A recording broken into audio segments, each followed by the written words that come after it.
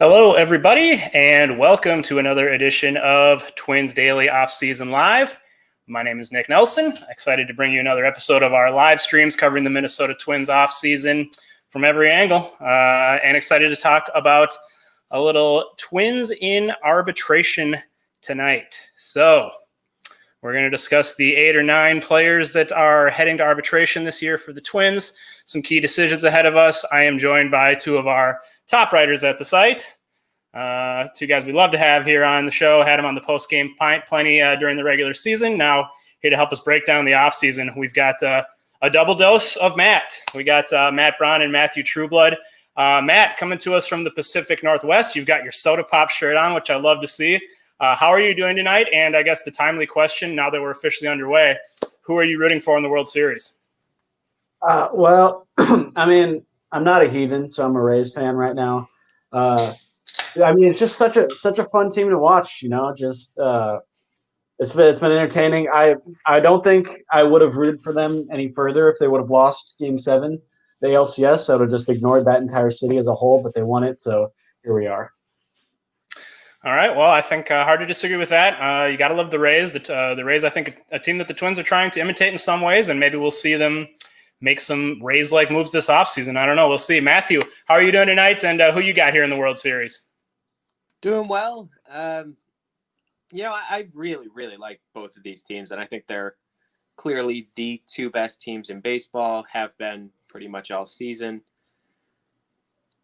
Just to spice it up, I'll say I'm rooting for the Dodgers, but it's close. I'll be really pleased either way as long as we get a series of a decent length and they play the kind of baseball that each of them have played throughout the postseason. It's really fun to watch. Yeah, that's a good point. Short season, expanded playoffs and all, it was the 2 top teams that basically rose to the top here at the end. So I think it should be a fun series. I was watching a little bit earlier. I think it's 0-0 right now. So just a little, if you're tuned in here watching us, this is Offseason Live. We have shows every Tuesday and Thursday night. We're breaking down all the different elements of the Twins offseason. We've had episodes talking about the payroll. Last week, we talked about the Twins free agents, the players that are hitting the open market, discuss their situations. Now we're going to talk a little bit, as I mentioned, about the Twins in arbitration. So to give you a little bit of an idea, those people, by the way, if you're tuned in from anywhere, please feel free to comment. We can see your comments. We'll pull them in as we're talking about these players. Would love to hear your thoughts and your input, and we can bring that up on the screen. But just to give people a little bit of a primer, if you're not too familiar with the arbitration situation, basically when pro ball players reach 3 or almost 3 years of major league service, they move out of the indentured servitude period, as I like to put it, where they're making the league minimum and have no control over their salaries. And while the team still has optional control over them in these years, the players and their agents do have the ability to negotiate their salary a little bit, starts to escalate each year, and is really performance-based. So it can be interesting to kind of take a look at where we think these players are going to come in salary-wise, whether we think there might be some contention between the team and the side. You can occasionally have it go to an arbitration case, which has actually happened a couple times with this new front office. But really, what I'm curious to talk about tonight and would love to get people's thoughts on is 2 key situations and decisions that we're going to kind of build up to that I think are 2 of the more challenging and difficult decisions that the Twins have faced in arbitration for quite a long time. So with all that established, we're going to dive right in and start going into these players. So the Twins have 7 or 8 players eligible for arbitration this offseason. The guys that we know for sure are eligible: Mitch Garver, Tyler Duffey, Matt Whistler, Jose Berrios, Taylor Rogers, Byron Buxton, and Eddie Rosario. Caleb Thielbar is, we mentioned it was 3 or almost 3 years that gets you into this arbitration zone. There's something called the Super 2, where if you get a certain amount of playing time in that 3rd year, you can basically move up and get a 4th year of arbitration, and that's why a couple of the players we're talking about are in their 3rd of 4 years of arbitration. Thielbar, it's always a little murky where that line is, and it's even a little more murky this year with the shortened season and everything. We think that Caleb Thielbar probably is going to be arbitration eligible, but we're not sure. And if he is, it's his first time He'll be probably making about $1 million compared to $600,000. I think a pretty easy decision to bring back. So no real need to dive into that one too much. I think the other 7 players we're going to discuss here are a little more interesting. So one thing I want to kind of talk about before we dive in and get your guys' opinions on, we have a very uncertain offseason ahead of us here. We don't know how spending is going to be affected by the decreased revenue in 2020, the anticipated decreased revenue in 2021 with, we're probably not going to have full stadiums. We might not have any fans in the stadiums. It's hard to say right now. Do you guys think that will factor into the arbitration picture? My guess is no, because I know that they already announced the qualifying offer number for next year, and that's up higher than it was last year. So that doesn't seem to reflect any type of impact in reduced revenues. But starting with you, Matt, do you think we'll see any kind of effect on the arbitration numbers based on what's happening with the economy in the game? I think we'll see a small effect, but probably not as much as we'll see in free agency. I don't know about anyone else, but I'm anticipating free agency to just be an absolute mess. But for arbitration, all of these numbers seem to be relatively set in stone, and teams more or less kind of take them as they are. Hard decisions aren't made too often in arbitration, maybe a handful on a team. So, for example, I think if a guy's going to be being paid $5 million, they're going to pay him $5 million. They're not going to overthink and be like, well, that's where we need to save money. They're going to cut those costs elsewhere. Right. Matthew, are you pretty much in agreement? Do you think that the numbers we can expect are pretty much in line with the baseline that maybe we kind of expected based on precedent? Yeah, in talking to the spare few people that I know a little bit who actually work inside organizations, there's not an expectation that they're going to sort of totally rebuild the model for this year and create something other than what we already have, which is your salary is determined by platform seasons and comparable players in the past. There really wouldn't be a non-incredibly messy way to alter that system. So the numbers that guys are going to make, these arbitration projections, are going to stay basically accurate, and guys who are kept by their teams will make salaries essentially in that range. But what I do think we're going to see a lot more of is before the non-tender deadline coming up, it's right at the beginning of December this year, there will be a lot more pre-tender deadline deals between teams and players where they don't have to exchange figures and even consider an arbitration hearing. And there will be more than the usual number of non-tenders because teams are going to need to cut some costs in this area. They won't do it with really good players who are making $5 million, like Matt said. But any case that would have been kind of on the fringe of that is going to be pushed far toward either the player accepts a lower number than they might have been otherwise in line to get, or they're going to be non-tendered. So there's going to be a disruption, a change in it, but it's all going to come right here at the front end over the next month before they really have to make the hard decisions at the tender deadline. Yep. Yeah. So as Matthew mentioned, there's a deadline that comes up where at this point the team needs to make a decision on who they are going to tender a contract to, who they are not.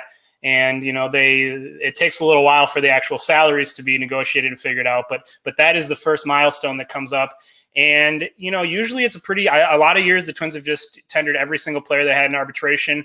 I don't think that's going to happen this year, but we'll see. I mean, as I mentioned, there's going to be some tough decisions ahead of them with some players who've been fixtures for this team for a really long time. So it's going to be interesting to talk about those. So let's dive into the first player, and we'll kind of talk our way through this. As I mentioned, if you're tuned in via YouTube, Facebook, Twitter, what have you, please feel free to comment and share your thoughts on any of these players or any of our outlandish thoughts that we're sharing here. We love to hear from you, and we can handle it, I promise you. So first up on our list is a guy who is entering arbitration for the first time this year. First out of 3 years. He's got his 3 years of service time, having debuted as a rookie in 2018. It's Mitch Garver. He was good in 2018. He was amazing in 2019, and 2020 was a little bit of a lost season for Mitch Garver, of course. Just to give you a little for those who are watching, this episode is also going to be available via podcast form. So I'll talk through the visuals for those who might be listening after. But what you can see on the screen here is Garver's 2020 salary. Now, that is not what he was actually paid this year. That is his salary as it was anticipated for the full 162 game season. We're going to use those numbers to try to kind of have an apples to apples comparison here, because it's possible next year will be shortened, but we're operating under the assumption that it's going to be a full season. Garver, one key stat that I called out here that I think is key, even as we look at his huge drop-off in his injury-riddled 2020 campaign, a career 275, 371, 522 hitter versus left-handed pitchers. He is a lefty masher. And I was a little surprised to find that even this year, as he struggled so much, he still hit over 300 against left-handed pitchers. And as we look at the way the offense performed against southpaws this year, I think that's a pretty relevant thing to note.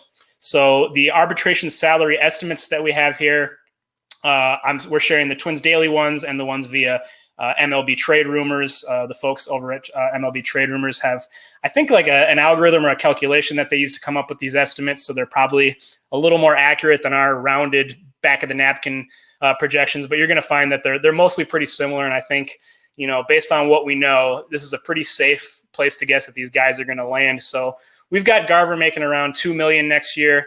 I think it's safe to say that no one's going to say we should be non-tendering Mitch Garver, but Matt, does that number seem reasonable to you? And is there any sort of calculus in your mind as far as, should we be trying to trade Mitch Garver? Should we be trying to look for a long-term extension with his value down? Or what are your thoughts on him as we head into the offseason?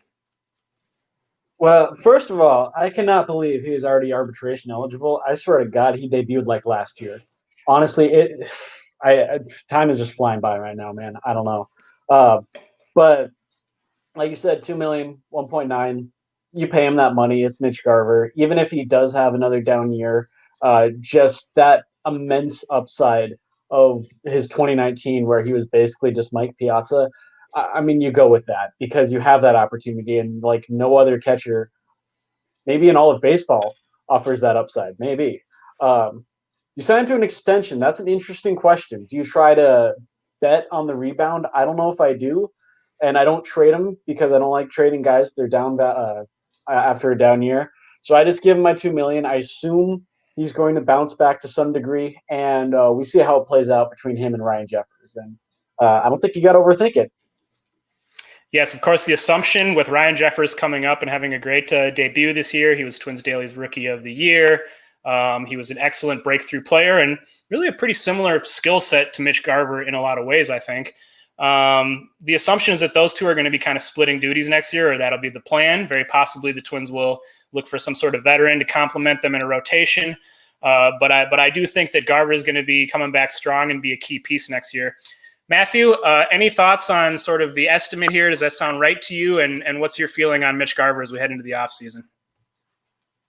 Yeah, I think that estimate's right in the right ballpark. And, the question of extending a player kind of comes down to two things. A lot of the time it's how much leverage do you have over a guy?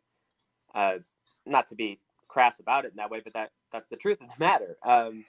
And the Twins have a decent amount of the kind of leverage that teams like to have when they enter into a possible negotiation like that, where Garver didn't make a ton of money in terms of a signing bonus coming out of the draft.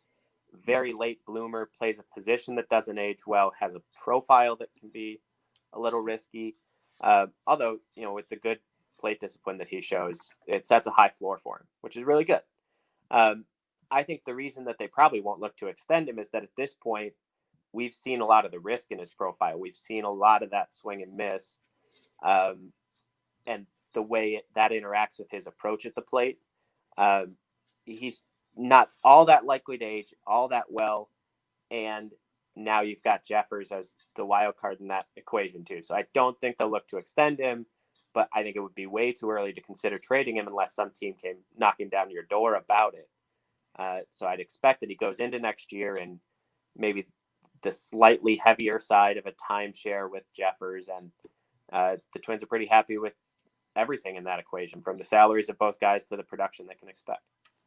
Yeah, I mean, to Matt's point, speaking of time flying and not being able to believe that that Garver's already in arbitration. He turns 30 in January, so not a young guy. As Matthew mentioned, a late bloomer. He came up and didn't really establish himself in the big leagues till age 27. So that's another reason I think to maybe take it year by year, especially with the very different versions we've seen from him in the last year. I think it's going to be important for Garver to come back and show next year that he's a much, much better player than he showed in 2020. So I think we're all in agreement. Very simple decision. You're obviously going to bring Garver back, and it should be a pretty reasonable price that won't put a big dent in their payroll plans. Next up on the list, we've got Tyler Duffey. Duffey is entering his second year of arbitration. He made $1.2 million in his first year of arbitration last year. We're kind of expecting, it looks like Twins Daily and MLB Trade Rumors have very similar estimates here again, 2.5, 2.6. Basically, we're thinking he's going to double that salary. It's pretty hard for a non-closer reliever to, at least based on sort of the precedent in place in arbitration, to really shoot up super fast on the arbitration pace scale. They like saves, but Duffey does not have those numbers, those glossy numbers that stand out, I guess, on those panels. So, but obviously, you can see the key stat here, ranks fourth among MLB relievers in wins above replacement since the 2019 All-Star break, according to Fangraphs. He's elite. He's an elite reliever. He is the best Twins reliever. He's not as cheap as he once was anymore, but Matthew, I assume you're plenty comfortable bringing him back in that 2.5 million range. Yeah, not as cheap as he was before, but still pretty cheap for what he is, right? A guy like this heading onto the open market would be in line, pre-pandemic would be in line for something like a 4-year, $50 million deal. I mean, you put that in perspective, and Duffey's a bargain. I wish he had better fastball command. I wish you could trust just a little more that he was going to consistently avoid hard contact. But what he does extremely well. And the Twins have kept him in one of those roles where it holds his salary down while maximizing his utility. It's not a player-friendly system, but it is one that benefits the team, especially in the short term. Yep. So second year out of 3 in arbitration, as we mentioned, which means that Duffey is actually suddenly getting fairly close to free agency. It's one of these cases like with Trevor May, where you didn't really get a lot of chance to see him in his full form because it took so long for him to settle into that reliever role and start excelling. Of course, May, who we discussed last week, is going to be a free agent that the Twins may try to bring back. Will the Twins try to keep Tyler Duffey out of the free agent market? I see Seth commenting here, Duffey is an easy choice, offer, sign him long-term. Matt, do you agree? Are you interested in trying to pursue a long-term contract with Tyler Duffey this offseason? So, Seth, I do not want to call you out, even though I'm totally about to call you do out. it. I very much remember you not long ago talking about signing Taylor Rogers to an extension. And in this very episode, we're about to talk about whether or not we should pay him $7 million, which kind of speaks to the volatility of relievers. That is a word I can never pronounce correctly. But just on a year-to-year basis, you'd never know what you're going to get. It's even the top guys. Josh Hader had a crap year. Devin Williams was the best reliever on the Brewers. Who was Devin Williams? We didn't know who he was. So I just go along it with any other reliever. I'm just like, I'm thanking him for what he's done. I give him the money on a year-to-year basis, and I take no risks. I am not signing anyone to a long-term deal unless you want like 5 years, $10 million, which that's not going to work. So I'll let someone else make that mistake and give him. I'll let Philadelphia go sign him for 4 years, 40, because their bullpen's terrible, and then watch him get injured. I'm sorry if that sounds really negative. That's just kind of life of relievers. That's what I've grown to see. And ask the Cubs how they feel about signing Craig Kimbrell. That's all I'm going to say. Well, that was a little more of a non-leveraged situation. They didn't exactly have 2 years of service to go on. But yes, Craig Kimbrell signing, not looking that great. Looks like Ron is in agreement with you here. I do not want to sign any reliever long-term. It's hard to argue with that, especially when you see the Twins, and next guy we're going to talk about, and even Duffey. The Twins have shown that they can just produce relievers, high-quality impact relievers out of, I'm not going to say out of nowhere. I mean, Duffey's a talented guy, but certainly, I mean, he was on the verge of being out of the organization a couple years ago. So I think I'm with you. There's no real reason to take that step. If he has another good year, maybe you revisit like a 2 or 3 year deal next offseason when he's got 1 year to go till free agency. So seems we're all pretty much in agreement on that. Very reasonable price for Duffey. He's coming back. He's probably going to be their bullpen ace next year. Maybe not the closer, but certainly the guy that they're looking at as their top weapon. He was this year, of course. Matt Wisler next on our list. Now, Whistler's a little different from the last couple guys we've talked about in that he has not come up through the Twins organization and played his way into arbitration as a Twin. They picked him up off waivers last offseason from Atlanta, I believe. And he had already accrued quite a bit of Major League service time to get to this point. In fact, he was at the arbitration eligibility point last year. So this is his second year out of 3 in arbitration. But he didn't have much of a track record at all coming into this season, which is why the Twins were able to pull him off the scrap heap. And as we all know, he was Twins Daily's choice for the Most Improved Award. He became an absolute dominant reliever. You can see the numbers there. 1.07 ERA, 12.4 strikeouts per 9 in 25 innings this year. He was tremendous, but without having that track record or the built-up salary, he made just over the minimum this year. He's only in line to make about 1.5 to 2 million next year. So another guy who I think is pretty much a no-brainer. The price is negligible, essentially. He's going to be back. I'm kind of curious to know, Matt, what's since we're talking about a fellow Matt here, maybe you guys will have some additional insight on this. A, are you at all interested in trying to pursue any kind of extension with him? And B, what kind of role are you sort of slotting him into that bullpen as we go into the offseason? Are you comfortable with him being that back end weapon, or do you want to have multiple guys in front of him? So one thing, they got him from the Seattle Mariners. Your Seattle Mariners. Where's the K? There it is. Of course you would know. I would know. I did see him pitch in person against the Tigers. That's all I have to say about that. But he was weird. He had a strange season because, you look at the ERA, you look at the strikeout numbers, and they blow your mind. Then you go over to those walk numbers, and you're like, I don't know. Off the top of my head, it was like 5 or 6 per 9. And that ain't pretty unless you're striking out like 18. That's not going to offset. But at the same time, 1.5 for the kind of risk that he is, which at the end of the day still isn't that much. You take that. You sign him 1.5 or if it's 1.8, makes no difference.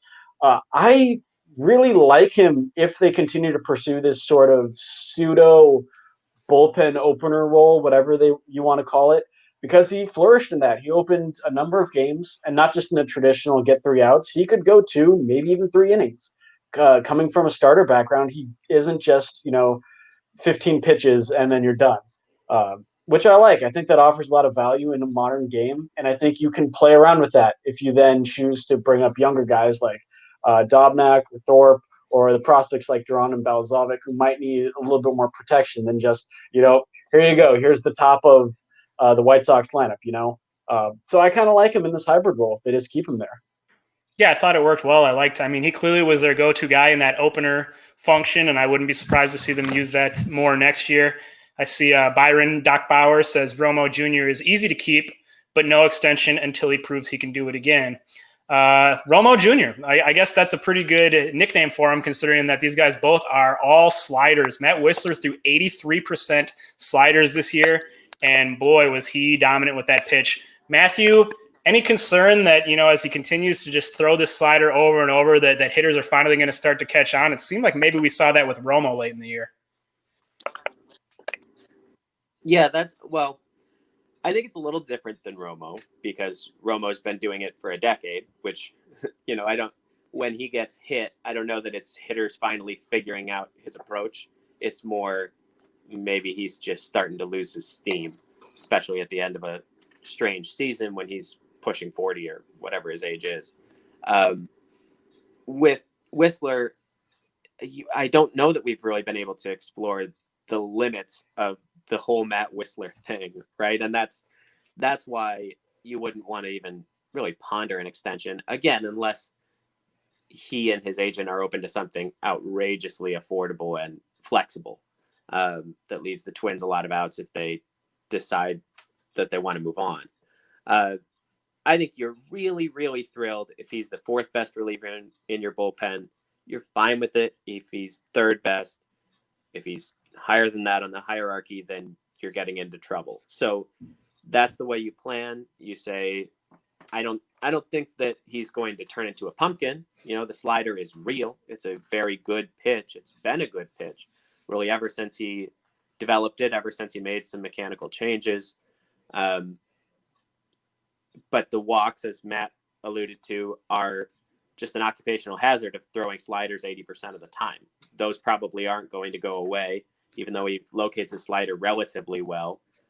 When you're throwing that many of them, you're going to issue some walks. It's going to also help you stay mostly off the barrel. It's going to help you miss bats. So he's a valuable pitcher, but you're going to have to continue to use him intelligently in terms of the role that you find for him on any given day or within any week. So for that reason, good pitcher, but probably just a short-term asset. Yeah, that sounds about right. The walks, he was able to live with it this year because 5.3 hits per nine, which, as you mentioned, he's staying off the barrel. He's throwing a lot of sliders. Guys aren't making good contact, but that's not really sustainable. I'm sure I haven't looked at his BABIP, but I'm sure it was very, very outlierish. So I think there's definitely going to be some regression coming for Whistler. That's not exactly a hot take, but he can still be a very good reliever. And what a guy to add to the picture. What a find by this front office. You got to give him all the credit in the world for that. A huge addition. So 3 guys down, 3 fairly low salaries, 3 fairly easy decisions. Jose Berrios, he's entering his 3rd year of arbitration, but he's one of those guys that had a Super 2 situation. So still got 2 years left of, actually this might be his 2nd of 3. Either way, he's got 2 years left. An interesting fact with Berrios was that last year he made the salary figure he submitted, I thought was pretty reasonable. The Twins went lower, and they actually went to an arbitration hearing with him. Now, the arbitration hearing, as we kind of alluded earlier, is what happens when the two sides can't reach agreement. It can sometimes be a little bit of a contentious, uncomfortable situation because basically the team has to say, this is what we don't like about you. And, there can be some hard feelings.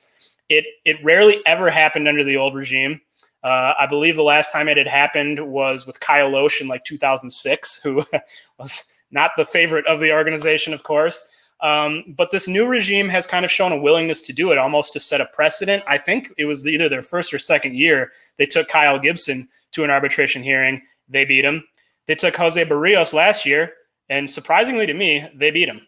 Berrios certainly has not reached that ace level as many people have bemoaned. But what we show here on the screen that you can see is he's durable. I mean, he just gives you the innings. He produces. Since his debut on April 27th, 2016, only 11 Major League pitchers have logged more innings than Jose Berrios. And once again this year, he led the team in starts. He was the only guy to make 12 starts. The performance, his ERA and his WHIP were the highest they've been since he was a rookie. So not his greatest season, but he was solid. He pitched well in the playoffs. After making $4.025 last year, we've got him making $7.5 million this year. So not super cheap, still pretty good price for a front-end starter. Matthew, now this is, I think, where the long-term extension talks really start to become a true focus and factor. It's something that I think the Twins have attempted with Berrios in his camp the last couple off seasons and maybe been rebuked a little bit. Do you think that this is the offseason where they're finally able to make it happen, or are they going to play it year to year basically until he gets to free agency here? Yeah, it's going to be interesting, and I would guess that they're in a better position than they've been in at any point previously to get a long-term deal done if they want to. I say if they want to. Of course they would like to. And in the past, it's really been Berrios saying, no, I'm going to bet on myself.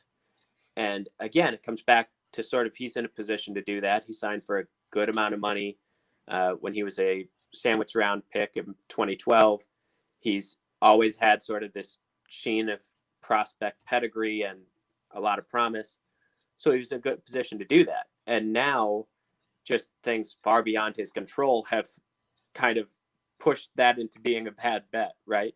And now, especially, I think as guys hit the free agent market this year and there are going to be a bunch of one-year deals signed by pitchers and position players who just want to get through this economic crisis for the game and hit free agency again after 2021, when hopefully there's going to be more money floating out there. That makes being a free agent after 2021 a little bit less desirable than it was 6 months ago. So I think they're in a position to do something. I don't see any reason why they wouldn't want to, just because you're not going to be paying at this point ace money for Berrios, because if he turns into an ace, that will at this point be an unexpected development. But you can get a solid starter for a below market, solid starter, long-term deal, and lock in a player that frankly is just, he's great to have around on every possible level. Great makeup, great clubhouse guy, a pitcher with still plenty of upside heading into his late 20s. I mean, I don't know why they wouldn't try to do it. And I do think there's a decent chance it'll happen, as long as it fits into the rest of the payroll picture that, you know, the team has to navigate throughout this offseason. Yeah, you made a lot of interesting points there. The betting on himself thing has worked out for him again and again, because he's gotten better every single year. This year, the first time he took that step back, and as you mentioned, a lot of uncertainty, not just this year, but I think going forward economically for the game. You know, you can't assume that it's going to be a significantly better market the following offseason. So I do wonder how much that will compel a player like Berrios to take this opportunity and lock down that security. And maybe the Twins can get a semi-reasonable deal. Matt, what do you think? How hard are you going to try to push for an extension with Berrios, and any kind of guess on what it would take to get it done? Well, I thought they should have extended him about 2 years ago, maybe. I mean, I don't think I need to go over it. He's the best pitcher the Twins have developed. Really, I mean, go back. Just think about it. Since technically Matt Garza, maybe, because Johan Santana wasn't developed by the Twins, really. That's a bunch of, side stuff. But anyways, long story short, he's a great homegrown player the Twins have had. Not just a player, but an important player in the game of baseball. Everyone needs starting pitching. And letting him sort of slip away would be a very, very, very poor choice on a lot of levels. So I think it's kind of one of those things where even if he's asking for maybe a little bit more than you're willing to give up, I think I'd still hit it. What is that number? I don't know what that number is. Is it 4 years, 70? I'll be honest, I have no idea what those kind of numbers would look like. But still, I think I do that. I think I go to him and I say, look, we just appreciate everything about you, like what Matthew said. Very weird to call someone Matthew and not be referring to yourself. What Matthew said about he's just the total package with the makeup, and you like that kind of guy around the clubhouse. And yeah, he's probably not going to become an ace at this point, but really good starting pitching is still really important. So yeah, he's just a guy. I would pull out a lot of stops to keep him around. Long story short. Yeah, really good starting pitching, and as we mentioned, really durable starting pitching, which we've seen the value, right? I mean, it's pretty rare that a guy, I don't think Jose Berrios has ever had a trip to the disabled or injured list in his career. So how often can you say that about a pitcher? He debuted and became a full-time pitcher in the majors in his low 20s, I think like 22 or 23. So he's going to be in line to hit the free agent market at a pretty young age, relatively speaking. And that kind of ups his value on the one hand, ups, I think, the reasons to lock him up, but also maybe in his mind, he sees that market being very favorable. It's going to be interesting. I see Byron here says at some point you have to pay him or pay him more later or risk losing him. Full ace or not, he is a quality SP with remaining upside. Economics may make sense for both sides to protect themselves. I'm in agreement, and I tend to think that outside of external moves and bringing guys in, I think locking up Jose Berrios with some kind of long-term deal is priority numero uno this offseason. But they will have the option to bring him back. Around $7.5 million seems reasonable. And of course, that would be a no-brainer. Jose Berrios will be back. Byron Buxton. Now, he is definitely a guy who had the Super 2 status and is in his third year out of 4 in arbitration, and would, in fact, be in his fourth year out of 4 and on the verge of free agency, if not for the Twins. I don't know if you want to call it messing with his playing time or making a strategic decision or what have you at the end of the 2018 season when they elected to leave him down in the minors thus buying another year of service time. So make of that what you will, but the bottom line is that Byron Buxton still has 2 years left until free agency. He made $3.05 million in his second year of arbitration this year. We've got him projected around $6 million, so we think he'll pretty much double that. He played very well, just had a hard time staying on the field. Stop me if you've heard that before. MLB Trade Rumors has him at right about the same spot. Since the start of the 2018 season, the Twins are 102-52. That is a .662 winning percentage. They have won 2/3 of their games when Byron Buxton appears, compared to 113-117 without. They're below 500 without him. That is shocking. That number kind of says it all. He is a difference maker.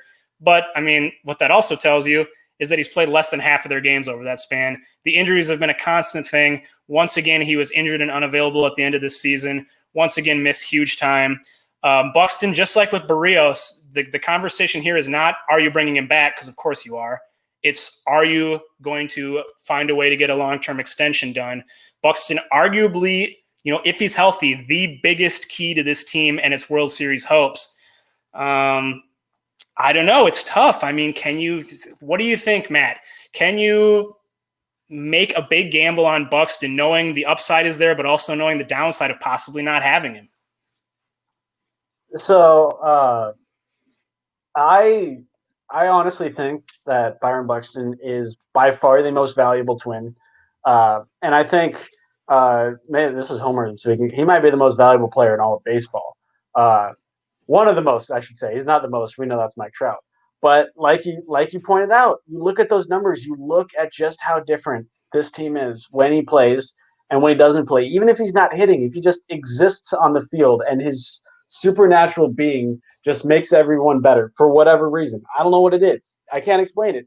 But you just see how different the team is and how different everything plays out. And you're just like, this is a guy we can't let go away. Yes, I know the injury issues there. Yes, I know it's frustrating. I know you look at those numbers and you say 102-52 compared to 113-117, heavily slanted to the without, which is not something you like to see. But that's the risk you got to take. You got to bet on him and say, we know that let me think about this. So I put this. We know that you are incredibly valuable, and we know that that you bring so much to this organization that we can't allow you to go anywhere else. We're going to extend you. Maybe they should have pissed him off by keeping him in the minors a little bit. But at the end of the day, that's the one you got to take even more stops out. That's the highest priority over Berrios. And if you don't do it, I guess I just ask the question, who's the better option? What's the better option? Do you wait for Royce Lewis? What are the odds Royce Lewis is better? What is Jake Cave the starting center fielder? I don't. The other options are just they're not as good in my opinion, and Byron's just that good. Yeah, we got Chris. Chris says here, keep Buxton on arbitration until he shows he can play 130 plus games. Love having him when he's available, but hard to commit long term. Hard to argue with that. Mike says the 2018 season decision was really bad, but at the same time, how much do you factor in games missed? Mustache Steve says try to extend, but not for too much. Love him, but speed doesn't age well, and he already gets hurt. A lot of valid points being made here. To the point of keeping him on arbitration until he shows he can earn more. I think the key point here is that we're at that point where the Twins are basically at their last spot of having any leverage with 2 years left until free agency. Once guys are entering their walk here, they start to see the dollar signs. He knows he's only got to stay healthy one more year and show what he can do. The Twins really, they can say, look, you have not been able to stay healthy. You've had, in fact, some career-threatening injuries that you've gone through. This money right now, with free agency still 2 full years away, that's money in the bank. You can make millions. You can secure that payday. Matthew, how big do you think the urgency is to try to get something done and take advantage of that leverage this offseason? Non-existent. I think my answer to do you extend Byron Buxton is not just no, but no way, no chance. I love the guy, and I want to be careful not to feed into what I think is a fairly cruel and wrong-headed narrative that his injury issues are any kind of failure of preparation, failure of toughness, failure of character, or something stupid. But health is a skill. Health, the ability to avoid injury in baseball, stems from these tiny little last moment adjustments your body can or can't make. It's often, really, it is a skill or a talent and not a skill, something that some guys can just instinctively do, protect themselves right before a moment of impact, avoid a wrong step. These are things Byron Buxton can't do. He's demonstrated it. There are good reasons why he can't do it, because he's such an explosive athlete. But he's never going to stay healthy for multiple seasons in a row. If he does, it will be after that explosiveness has begun to fade. And so I still think he could have a productive second half of his career. But one reason why you sign Max Kepler, Jorge Polanco, and Miguel Sano to very team-friendly arbitration phase extensions is so that you don't have to make the same kind of commitment to Byron Buxton, over whom, by the way, they really have no leverage. You're right that this is kind of the last time they'll have any scrap of leverage at all. But the man was the second overall pick in the draft in 2012. His signing bonus was, I think, $6.5 million. Byron Buxton has never needed the Twins' money the same way that even Miguel Sano kind of did. Certainly that some other players might. He's still relatively young. He knows he'll hit free agency, and he'll have chances over these next 2 years before he hits free agency to try and stay healthy and put up a season that you just need one team once you hit free agency, one team out of 30 to buy into what I think is never going to happen. I think Byron Buxton, having him on your roster, especially in an arbitration situation like this one at a reasonable-ish price, around $6 million for this year, gives you a really, really, really high ceiling as a team because, but it gives you a really high ceiling specifically because you cannot plan around him. You need to have another credible center fielder on the roster. You need to be ready for the fact that he's going to play somewhere between half and 70% of your games. And even in some of those games, he might be diminished either at the plate because he's dealing with something where he can still run and play the field really well, but the swing is damaged, or he's playing on a bad wheel and he's not quite himself in the field. He's a great player, an extremely talented player who does change the game when he's in there, when he's fully healthy and in the right offensive groove. But also the fact that he can't stay healthy for all that long stops him from getting into that offensive groove for as long as you would like him to. There are just way too many drawbacks to invest heavily in this guy when you have the ability to just go year to year, pay the market price set by arbitration, accept the risks and take the rewards and not have to lock yourself into something that unfortunately I think is going to kind of be ugly. Yeah, all valid points. You mentioned, I think you're right that you can't totally pass off his injuries as just being sort of random happenstance, which you can with a lot of players.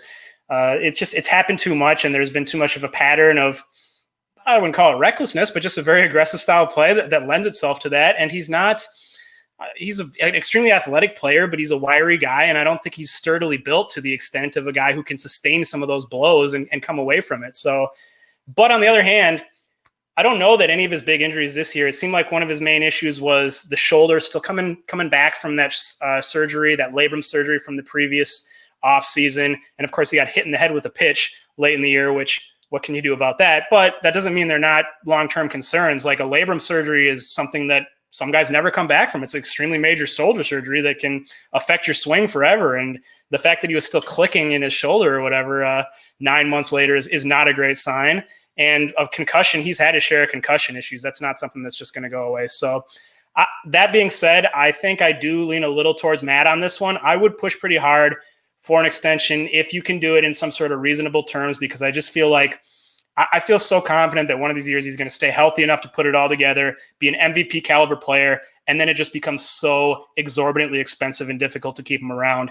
And I understand that speed is somewhat of a diminishing skill, but I think Buxton is going to be a phenomenal player well into his 30s. I don't think that his speed is the entire basis of his game. Certainly it feeds his defensive ability, but this is not a guy whose offensive game has been built on speed for a while now. He's a power hitter who doesn't steal bases. So that's going to be an interesting one. At the very least, we're all expecting him to be back next year. Here's one we're not so sure about. Taylor Rogers. Taylor Rogers entering his 3rd out of 4 years of arbitration as well. He was another Super 2 guy, made $4.45 million in 2020. We're expecting him to get a pretty good raise on that because he was a closer who got saves for the Twins and, a 4-something ER, low 4s ERA.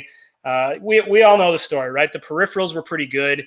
The consistency and ability to get it done was not so good. But I think, this stat kind of calls it out. In 2019 and 2019, he ranked 4th among major league relievers in Fangraphs wins above replacement and 6th in win probability added, which means he was one of the best high leverage performers in the game. He was one of the biggest difference makers in terms of win and losses by coming through in those clutch spots. In 2020, he was 33rd in wins above replacement and 169th out of 173. He was the 4th least clutch, most damaging player by the WPA metric to his team's chances, which that's just shocking. That is a shocking change for a guy who was a fireman, one of the most reliable, high-leverage pitchers and relievers in the game, suddenly just totally losing that. The peripherals, of course, suggest that it was a little fluky. It was, of course, a small sample size. But at no point did he ever really make any of us confident. He struggled a little in the playoffs. So I don't know. That salary, we've got him pegged for $7 million. MLB trade rumors, 6.9. Looks like we're pretty much in agreement. That is not a low price for a relief pitcher unless you're very convinced he's going to be a huge difference maker like Rogers used to be. So, Matthew, I'm curious to hear what your thoughts are on Taylor Rogers. Are you thinking about moving on or maybe trying to see if there's trade interest? I would be holding him. I think I don't want to put too much into his 2020, not because I don't think that what happened to him reflects the real risks involved in who he is as a pitcher, but just because I think that's kind of the practical lower bound of the performance you'll get out of him. When we look at those win probability added numbers for relief pitchers, a lot of that is driven by usage. He was put in a position the previous 2 seasons to generate a ton of win probability added because of the way he was used, and he was really good, so he did it. And then he was put in a lot of the same positions, maybe even tougher positions in 2020, and because of the fact that he wasn't pitching his best, he veered way to the opposite extreme. I think the WAR tells a more consistent story where he's concerned. This is a guy with a rock solid delivery in terms of he's going to pound the zone. He's going to throw strikes. He didn't really have a velocity drop. I didn't see a lot of problems with fastball command or the fastball losing its life, its movement. The issue with him is he had 2 breaking balls figured out from about the midpoint of 2018 all the way through 2019, and being able to give hitters 2 different breaking ball looks so consistently really made him a unique and dangerous relief pitcher. He only had a feel for one of them this year, and sometimes not even that in terms of location. So I'm going to chalk that part up to it was a very weird preparation phase. It was a very strange season. You couldn't do some of the same things in terms of playing catch, bullpen sessions, getting immediate feedback that you would normally do to fix something like that. So I'm going to keep him. I'm going to anticipate that in 2021 we see him move back toward what he was in the past, though he'll probably never reach those heights again. And even if he just takes one small step back toward his mean, it's a positive form of regression, right? Then he's well worth $6-7 million as that second or third best reliever in your bullpen.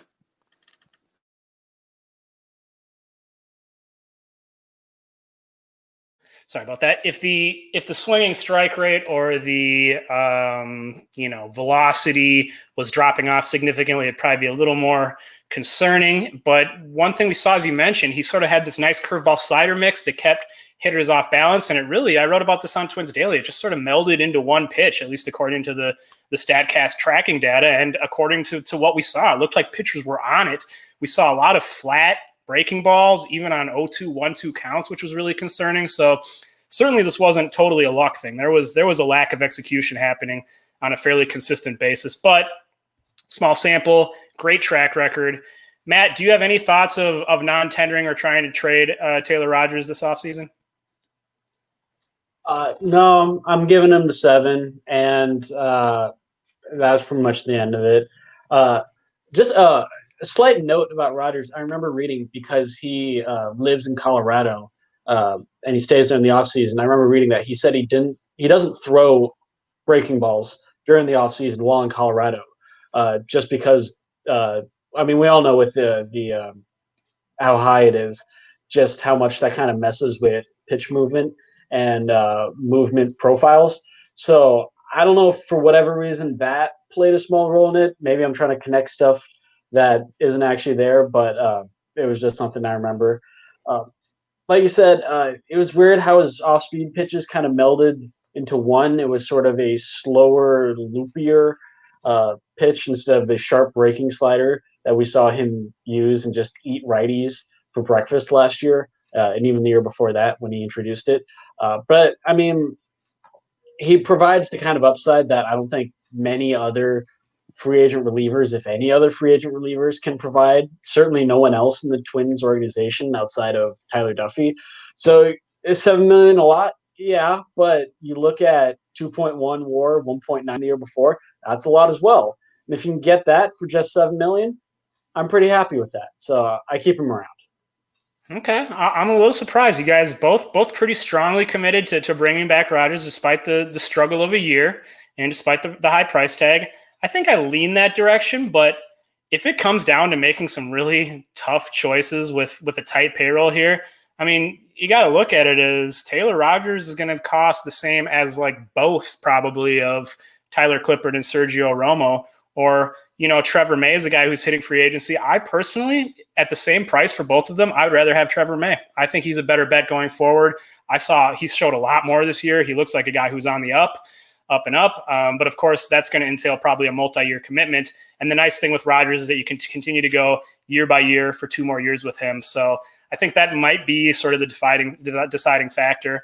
I see MN Twins Talk by Tom mentions that Rogers had a 400 batting average on balls in play against him. That is totally unsustainable and way out of character with what we've seen from him. Let's see, Chris mentions here, keep Rogers around. He says when he's on, he is one of the highest upside relief pitchers on the staff, and he's left-handed. Another good point, with the Twins kind of lacking lefties other than Caleb Thielbar if he's back. Might be better to move him to a more situational role, keep him on, offer 3 years, $15 million, says Chris. So that's one take. I wanted to also bring up this other comment by Tom, who mentions letting arbitration-eligible pitchers rack up saves is the best way to burn money in baseball. Huge money compared to guys who don't get saves. That's something worth keeping in mind, I think, with guys like Tyler Duffey and Matt Whistler, who we've discussed.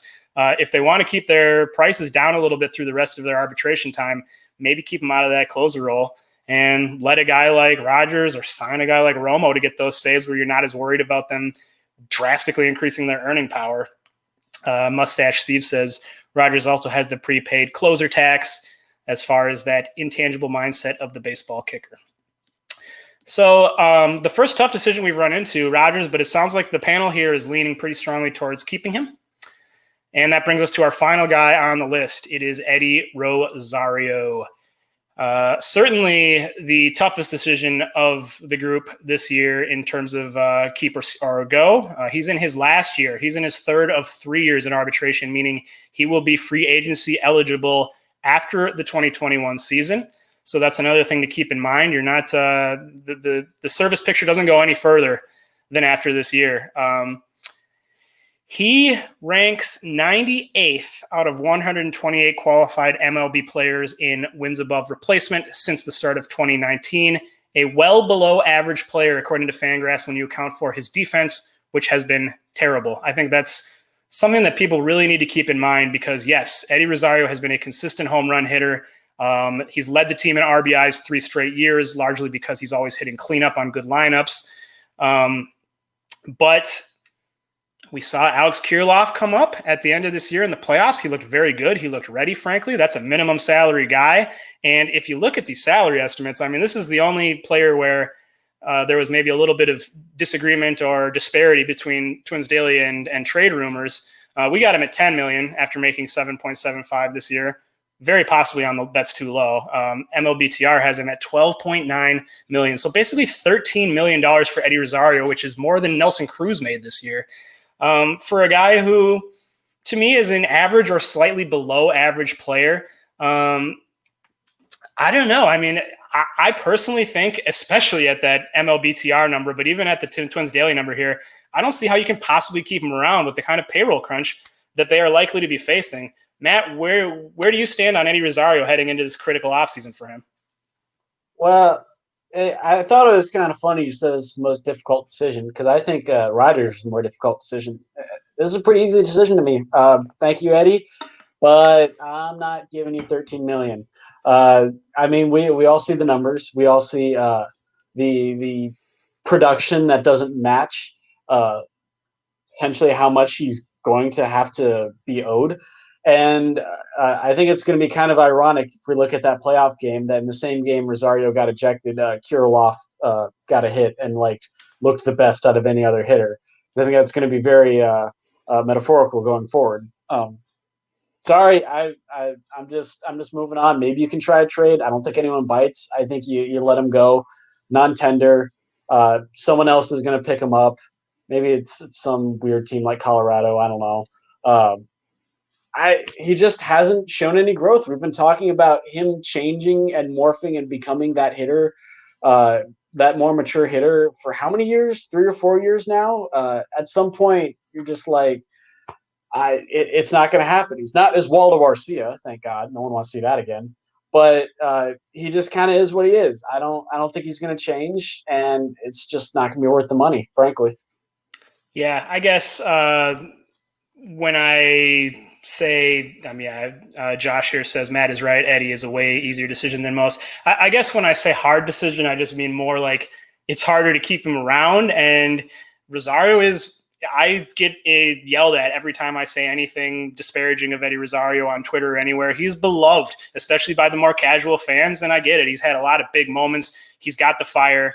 But yeah, I mean, to your point, there's just not been much evolution as a hitter. He's been very consistently the same guy. He did show more patience this year, to his credit, but he didn't really improve him as a hitter at all. He was just kind of the same 800 OPS, slightly above 100 OPS plus, bad defensively. And I don't know, you want to talk about maturity. It could very well be that the last thing we see out of him in a Twins uniform is yelling at an umpire and getting himself kicked out of the last playoff game, which was to me just an absolutely terrible look. I hated it even more than I hated Josh Donaldson and his antics. So what do you feel, Matthew? Are you kind of in the same boat here with Rosario? Well, I think it's my duty as the resident Eddie Rosario apologist on this panel, at least, to talk about the possibility on the flip side. We'll divorce for a moment what they will do from what they should do, because I think it's pretty close to a guarantee that they will move on from Eddie Rosario in one form or another. As I was saying right at the top of this, a lot of these decisions are going to be made before the tender deadline. Either you can cut a good deal for the team, you non-tender a guy in a position like this, or you find a trade home for them. But that decision will be forced much sooner than it might have been in most off seasons. Let me make the case for why I don't know if I would say they should, but I think there's a stronger case than we're generally allowing for keeping him. It would involve moving on from Nelson Cruz, which I know we've talked about in separate broadcasts, not me, but others on our Offseason Live broadcasts. And the reasons for that are fairly obvious, mostly age, but also Nelson Cruz is going to have a really healthy market, and Nelson Cruz is a great guy. He will also sign with whoever gives him the best deal. So I don't think the Twins, I think it could easily get to the point where you would be overpaying if you kept him. And if you let him move on and you slot Rosario tentatively into, he's going to play more DH than outfield, but occasionally be in the outfield, you might see him take another forward step at the plate. We saw in 2019 the sort of generating consistent pull power part of his game come together, and we saw in 2020 a tick up in situationally intelligent selectivity. You know, he was still being aggressive on the first pitch because that's who he is. He was still being aggressive when that's what the situation called for, but he was drawing walks when that's what the situation called for. He was working deep at bats so that he could put a ball in play when that's what the situation called for. Don't underestimate, it's a really low strikeout rate for Rosario. That's a thing that this offense could still use, especially right in the middle of the order where it's coupled with some power. And if you do that, then you have more of the flexible DH plan that most teams prefer in this day and age. And that's probably a good thing, not just for Rosario, but for Alex Kirilloff and for Max Kepler and for Miguel Sano and for Josh Donaldson and for Luis Arias and for Mitch Garver and even for Byron Buxton, none of whom specialize in staying healthy and hitting well at the same time. I think you can make a case for fitting the pieces together that way. Now, if he's really going to end up stuck at the number that MLB trade rumors throw out there, I think there's no hope and no fit.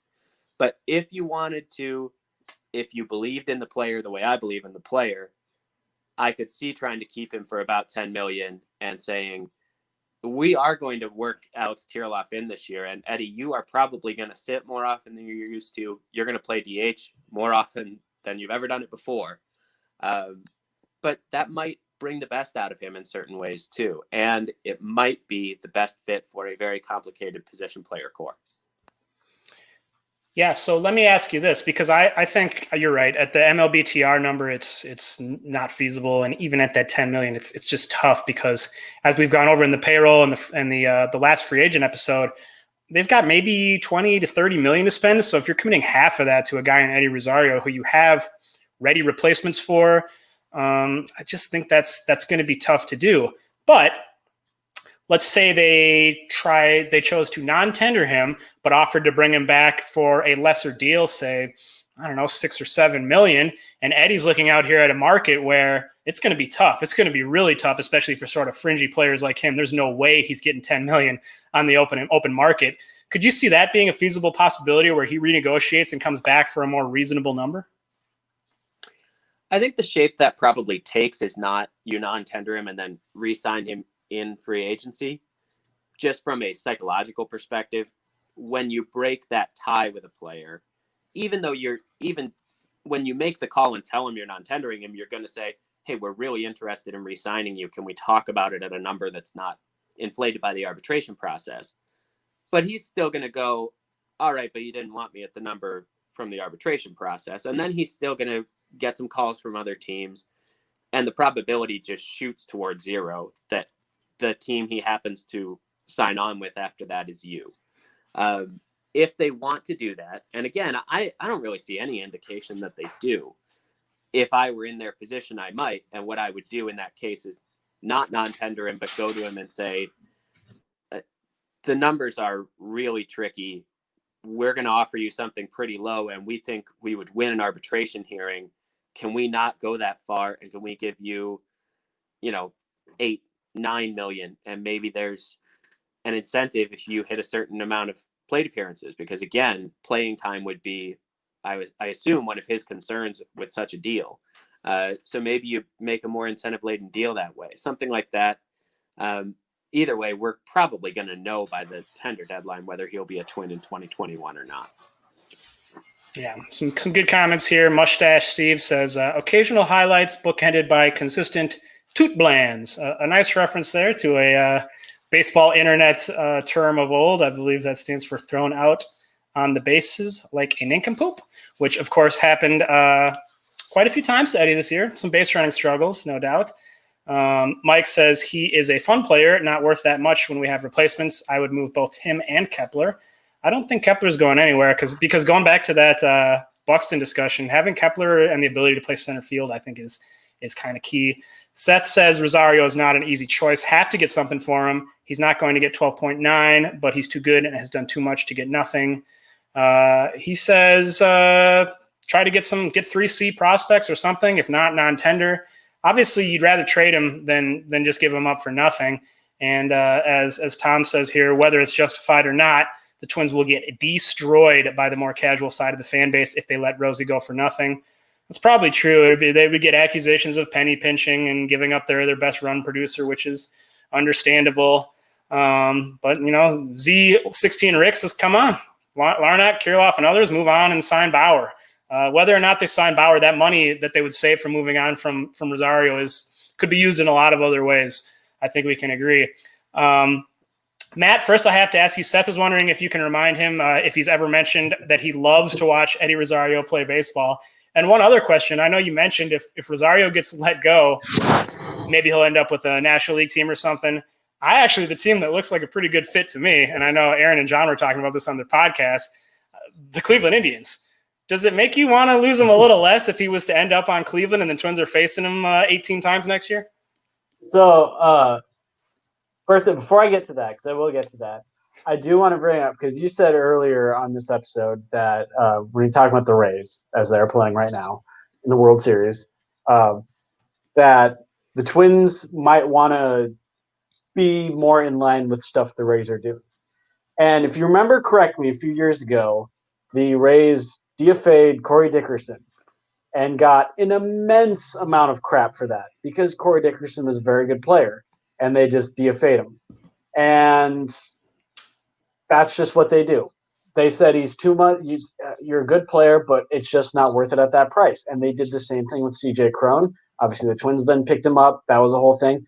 But that is something that smart teams consistently do is you look at these, I don't want to call them fringe players, but these pretty good players, and you say you are a pretty good player, but it's just not efficient for that price. And if it's like you said, if they want to follow that path, if they want to go full on, maybe not Moneyball, whatever you want to call it, because Moneyball was 15 years ago. If they go full on down that path, these are the decisions you got to make. So that's the last thing I want to add there. Seth has mentioned a lot of times that he loves watching Eddie Rosario play. I will acknowledge that. Can someone refresh my memory? If someone is to be DFA'd, it goes to the National League first, worst record, correct? Because the Twins are in the American League? I believe so. Matthew, Okay. do you know? I think that's true, yeah.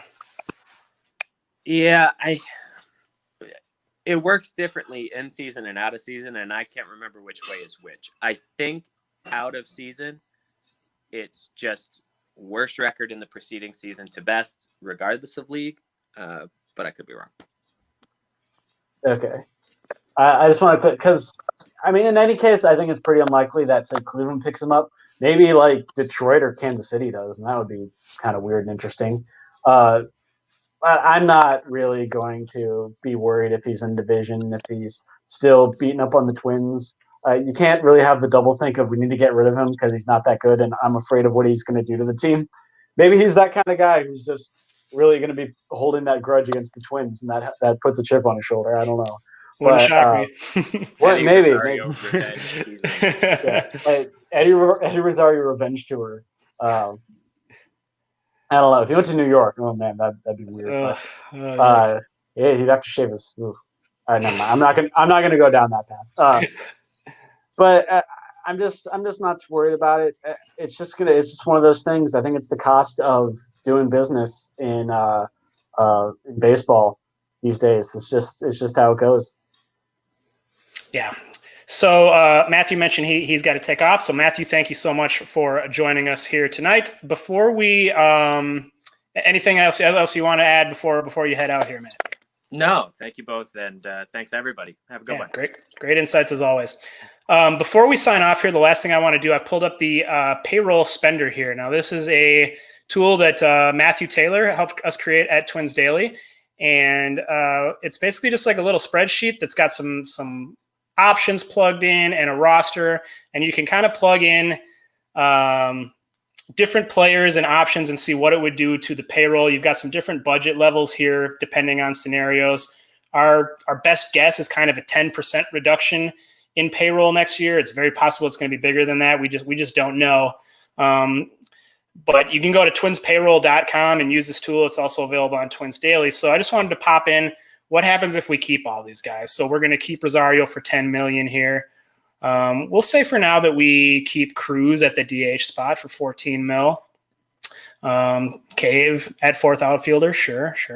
We'll say we keep Adrianza for $1 million, and maybe Blankenhorn. We go real cheap in those utility spots. I think they'll probably spend a little money in one of those spots. we'll say they go Jeffers for backup there. Maybe some mid-tier type guys. Maybe they go Odorizzi and I don't know, maybe Dobnak in the 5th spot there. We've already got them keeping sort of the guys we consider no-brainers, the guys that really didn't elicit any kind of discussion. Duffey, Whistler, Buxton, Berrios. Those guys are pretty locked, we think. But we'll say that they keep, let's see, where's Rogers here? Rogers for $7 million in that bullpen. And as you can see, even without filling out any of the rest of the reliever spots, we've already gone over that payroll allotment. So, and there's still quite a few. I mean, you're not going to go minimum salaries, I don't think, for the rest of these bullpen guys. So does that, I don't know. I feel like that kind of puts it in perspective in terms of, you take Rosario out of there and replace him with Kirilloff, and you've got another $6 million to spend on the bullpen. And this is, I think $125 million is a fairly optimistic estimate for the payroll. As you look at the sort of layout, Matt, how does that kind of hit you? Does that affect your willingness to maybe keep Rosario or even Rogers or some of these other guys? Well, looking at it actually, because I did mess around with this tool beforehand a few days ago, it is phenomenal. For the record, I highly suggest anyone goes and messes around with it.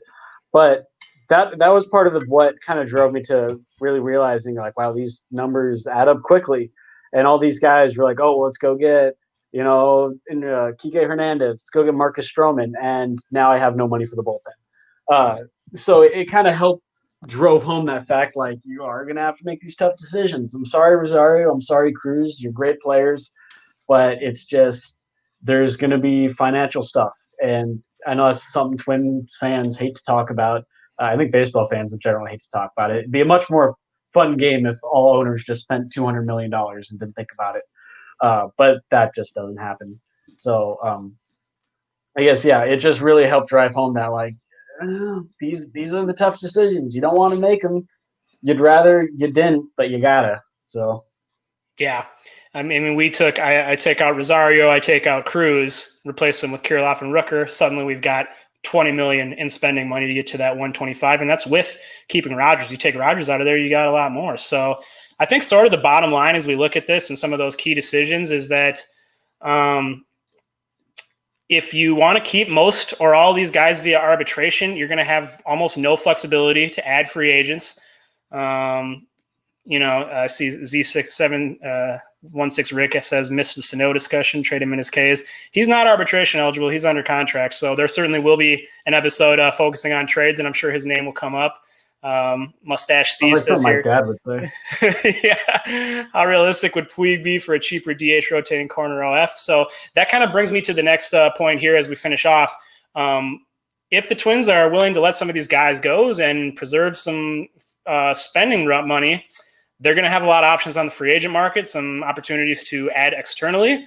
And, they were a good team this year, but they never really seemed like they were clicking or fully on. So I get the sense that the Twins want to shake things up a little bit with the roster.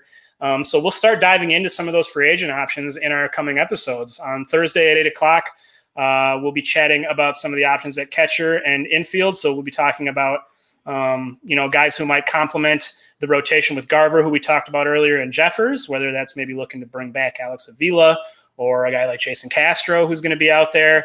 Some interesting veteran options, I think. And then the infield discussion mostly going to be about utility guys to fulfill that role of Ere Adrianza and Marwin Gonzalez, with both those guys hitting free agency. And later on, we'll be digging into those DH, outfield, starting pitching, relief pitching options.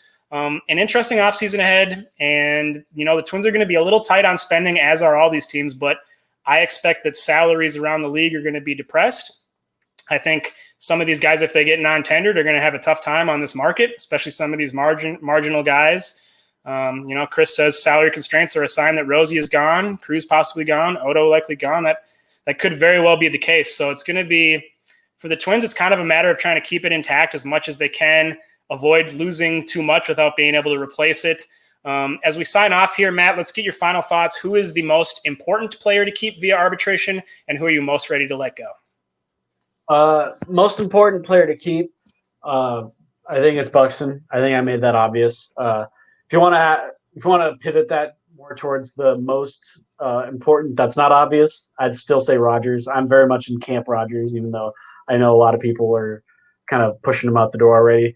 I think I made it most obvious. I've already emotionally accepted that Rosario is off this team.